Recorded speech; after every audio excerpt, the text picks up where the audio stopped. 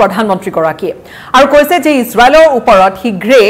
ৰাছিয়াৰ দৰে কঠোৰৰ পৰা কঠোৰতম প্ৰতিবন্ধকতা বা স্যাংচনছ আৰোপ কৰিব লাগে ইজৰাইলৰ পক্ষত থকা ডেনমাৰ্কৰ হঠাৎ এই ধৰণৰ ডেনমাৰ্কৰ মুৰব্বীগৰাকীৰ বা ডেনমাৰ্কৰ প্ৰধানমন্ত্ৰীগৰাকীৰ এই ধৰণৰ এটা কঠোৰ বাৰ্তা পিছে কিয় স্বাগতম জনাইছো আমাৰ পোনপটীয়া সম্প্ৰচাৰলৈ আপোনালোকক আৰু এই মুহূৰ্তত যেটো খবৰে সংবাদ শিৰোনাম দখল কৰিছে সেই খবৰটো হৈছে ইজৰাইল যুদ্ধ সম্পৰ্কে বা ইজৰাইল আৰু হামাছৰ যি কনফ্লিক্ট চলি আছে সেই সম্পৰ্কে যত হামাছৰ ওপৰত গাজা চহৰ সিজ কৰাৰ ক্ষেত্ৰত নতুনকৈ অফেন্সিভ ঘোষণা কৰিছে নতুনকৈ অভিযান তীব্ৰ গতিত আৰম্ভ কৰিছে বেঞ্জামিন নেতানিয়াহুৰ ইজৰাইলৰ সেনা বাহিনী বৰ্তমান গাজা চহৰত উত্তৰ গাজাত কিছু অভিযান তীব্ৰতৰ কৰি তুলিছে লোকসকলক উত্তৰ গাজাৰ পৰা কিছু টেন্টত বা তেনেকুৱা ধৰণৰ অস্থায়ী আশ্ৰয় শিবিৰলৈ দক্ষিণ গাজালৈকে স্থানান্তৰিত কৰাৰ সিদ্ধান্ত লৈছে ঠিক তেনে সময়তে আহিছে এটা ডাঙৰ ষ্টেটমেন্ট আৰু এই ষ্টেটমেন্টটো দিছে এখন দেশৰ এগৰাকী প্ৰধানমন্ত্ৰীয়ে ইউৰোপিয়ান ইউনিয়নৰ অংশীদাৰ ডেনমাৰ্কৰ প্ৰধানমন্ত্ৰী গৰাকীয়ে মেটে ফ্ৰেডৰিকসেনে এটা খুব তাৎপৰ্যপূৰ্ণ মন্তব্য কৰি কৈছে যে বেঞ্জামিন নেতানিয়াহু এটা সমস্যা হৈ পৰিছে প্ৰবলেম বুলি আখ্যা দিছে বেঞ্জামিন নেতানিয়াহুক আৰু কৈছে যে ইউৰোপিয়ান ইউনিয়নক তেওঁ হেঁচা দিব ইউৰোপিয়ান ইউনিয়নক তেওঁ আহ্বান কৰিছে আৰু সেইবাবে ডেনমাৰ্কৰ হৈ তেওঁ এই ধৰণে কথাখিনি আগবঢ়াব যে ৰাছিয়া যি ধৰণে স্যাংচনছ আৰোপ কৰা হৈছে ৰাছিয়া ষ্টাইল sanctions ইজৰাইলৰ ওপৰত আৰোপ কৰিব লাগে ইউৰোপিয়ান ইউনিয়নে সেই দিশত কথা পাতিব লাগে কিন্তু লগতে তেওঁ এইখিনি কথা কৈছে যে টু ষ্টেট সলিউশন অৰ্থাৎ পেলেষ্টাইন আৰু ইজৰাইলৰ সলিউশনৰ বা টু ষ্টেট সলিউশনৰ পক্ষ যেটো ভাৰতেও আচলতে এইটো কথা কৈ আহিছে টু ষ্টেট সলিউশনৰ ক্ষেত্ৰত যদিও বা ডেনমাৰ্ক এক পক্ষ বা একমতত উপনীত হৈছে যে হয় টু ষ্টেট সলিউশন লাগে যত পেলেষ্টাইন ৰেকগনাইজ হ'ব ইজৰাইলকো পৃথকে ৰেকগনিশ্যন লাগিব এই ধৰণৰ এটা সমস্যাৰ সমাধানৰ বাট আছে কিন্তু এতিয়াই পেলেষ্টাইনৰ বা এতিয়াই হে টু ষ্টেট সলিউশন বা পেলেষ্টাইনক নিজাববীয়াকৈ স্বীকৃতি দি দিয়াৰ সময় নহয় যেনো তেওঁ স্পষ্টকৈ মন্তব্য কৰিছে কিয়নো তেওঁৰ মতে যে গাজাত বৰ্তমান যেটো পৰিস্থিতি এই টু ষ্টেট সলিউশন বা পেলেষ্টাইনক এখন পৃথক দেশ এখন বুলি ঘোষণা কৰি দিয়াৰ লগে গাজাৰ যেটো হেহতি অৱস্থা সেই অৱস্থাটো শেষ হৈ নাযায় গাজাৰ ক্ৰাইসিছটো শেষ হৈ নাযায় আৰু সেইবাবে তেওঁ কৰিছে এটা খুব তাৎপৰ্যপূৰ্ণ মন্তব্য ডেনমাৰ্কৰ প্ৰধানমন্ত্ৰীগৰাকী মেটে ফ্ৰেডৰিকসেন তেওঁ শনিবাৰে মন্তব্যটো কৰিছে যে ইজৰাইলী প্ৰধানমন্ত্ৰী বেঞ্জামিন নেতানিয়াহু তেওঁ এতিয়া এটা প্ৰবলেম হৈ গৈছে আৰু লগতে তেওঁ এক প্ৰকাৰ প্ৰতিজ্ঞাবদ্ধ হৈছে বা প্ৰকাৰ তেওঁ বদ্ধপৰিকৰ হৈছে যে তেওঁ ইউৰোপিয়ান ইউনিয়নক তেওঁ পাৰসুৱেট কৰিব যে ৰাছিয়া ষ্টাইল স্যাংচন যেনে যেটো ইউক্ৰেইনৰ ওপৰত আক্ৰমণ কৰাৰ বাবে ৰাছিয়াৰ বিৰুদ্ধে ইউৰোপিয়ান ইউনিয়নক আমেৰিকাক বিভিন্ন ধৰণৰ প্ৰতিবন্ধকতা আৰোপ কৰিছে বেপাৰ বাণিজ্য আনকি সেই প্ৰতিবন্ধকতা আৰোপ কৰাৰ প্ৰেক্ষাপটতে ভাৰতকো আনকি নীতি শিক্ষা দিছে এটা সময়ত আমেৰিকাই যেটো ভাৰতে নিজৰ পলিচি মতে চলিম বুলি কৈছে যে ৰাছিয়াৰ পৰা তেল আমি কিনিব নোৱাৰো বা ৰাছিয়াৰ হৈতে বেপাৰ বাণিজ্যত বাধা আৰোপ কৰিছে আন এখন যদি প্ৰতিবন্ধকতা দেশৰ কথা কওঁ যাৰ হৈতে বেপাৰ বাণিজ্য তেনেকৈ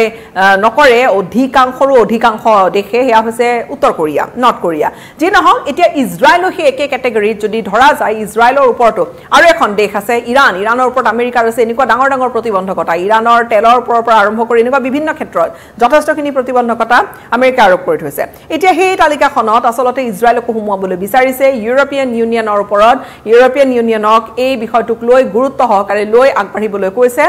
ডেনমাৰ্কৰ প্ৰধানমন্ত্ৰী গৰাকী আৰু কৈছে যে প্ৰতিবন্ধকতা আহিব লাগে আৰু ইউৰোপ যি ৰাছিয়া ষ্টাইল প্ৰতিবন্ধকতা অৰ্থাৎ ৰাছিয়া যি ধৰণেৰে স্যাংচনছ আৰোপ কৰা হৈছে ইউৰোপিয়ান ইউনিয়নৰ ফালৰ পৰা ঠিক একে ধৰণৰ স্যাংচনছ বা প্ৰতিবন্ধকতা ইজৰাইলতো আৰম্ভ কৰিব লাগে যাতে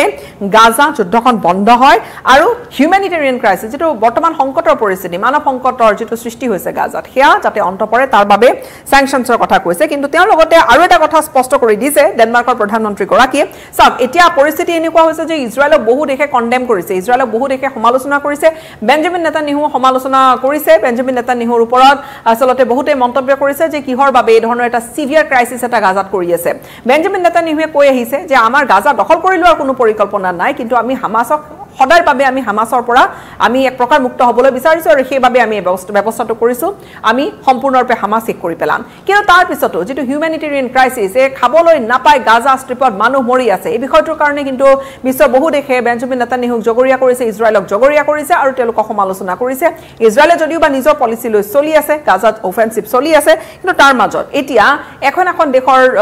ৰাষ্ট্ৰনেতা কেগৰাকীয়ে বা প্ৰধান কেগৰাকীয়ে এই ধৰণে মুকলিকৈ মন্তব্য কৰিছে আৰু একেবাৰে শেহতীয়া শেহতীয়াকৈ ডেনমাৰ্কৰ প্ৰধানমন্ত্ৰী গৰাকীৰ এই মন্তব্য তেওঁ এটা পোষ্ট লিখিছে সোশ্যাল মিডিয়া সাইট এটাত আৰু ফ্ৰেডৰিকসনে লিখিছে যে প্যালেষ্টাইনক স্বীকৃতি দি দিয়াটো ইয়াৰ লগে একেবাৰে এই মুহূৰ্তত সেই বিষয়টো বা স্বীকৃতি দি দিয়াৰ লগে হাজাৰ হাজাৰ লাখ লাখ লোক যি বৰ্তমান শিশুসকল আছে তেওঁলোকৰ যেটো জীৱনৰ সংঘাত জীৱন যেটো তেওঁলোকৰ বিপদাপন্ন হৈছে সেয়া তেওঁলোকৰ শেষ হৈ নাযায় তেওঁলোকৰ একেবাৰে সমস্যা সমাধান হৈ নাযায় কিন্তু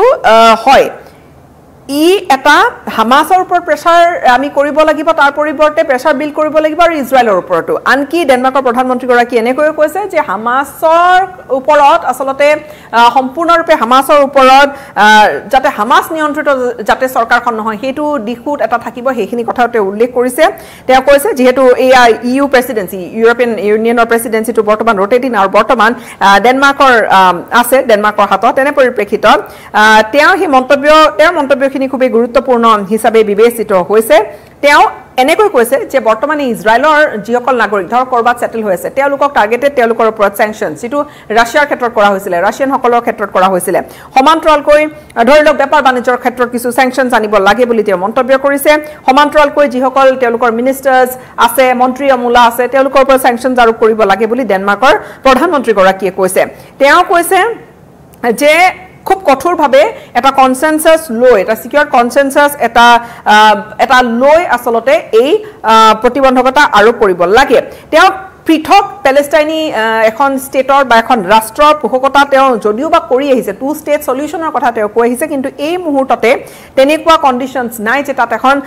ডেমক্ৰেটিক বা সাস্টেইনেবল সৰকাৰ এখন হ'ব যি সম্পূৰ্ণৰূপে হামাসৰ ইনফ্লুৱেঞ্চৰ পৰা ফ্ৰী হ'ব আৰু সেই বিষয়টোক লৈ তেওঁৰ এই উদ্বিগ্নতাটো বা তেওঁ এতিয়াই প্যালেষ্টাইনক স্বীকৃতি দিয়াৰ কথাখিনি তেওঁ ভবা নাই বুলি তেওঁ উল্লেখ কৰিছে অৱশ্যে এয়া মিউচুৱেল ৰেকগনিশ্যন অফ ইজৰাইলৰ কথাও কৈছে তেওঁ সেই ফেচবুক পোষ্টত যে ইজৰাইলকো এই টু ষ্টেট সলিউশন বুলি কোৱাৰ লগে ইজৰাইলকো ই সমানে ৰেকগনাইজ কৰিব লাগিব এতিয়া নেতানিয়াহুক এই ধৰণেৰে খুব কঠোৰভাৱে সমালোচনা কৰিছে আনকি ওয়েস্ট বেংকত নতুনকৈ ওয়েস্ট বেংকত যি বৰ্তমান যি ইজৰাইলৰ এক প্ৰকাৰ দখলতে আছে